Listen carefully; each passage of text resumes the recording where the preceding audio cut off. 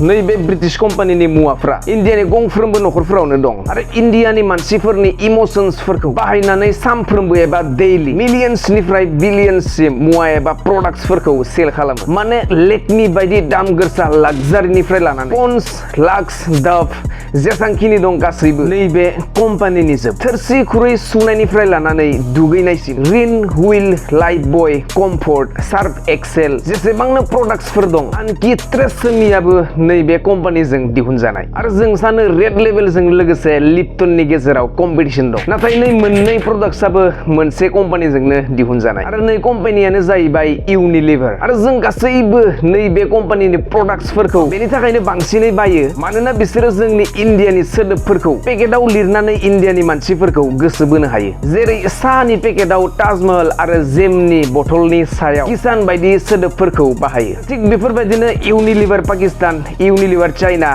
Hindustan Unilever बायदियै दिनैसिम टटेल 190 निबो बांसिन हादरफ्राव 3.4 बिलियननिबो बांसिन कास्टमारफोर बुथुमदों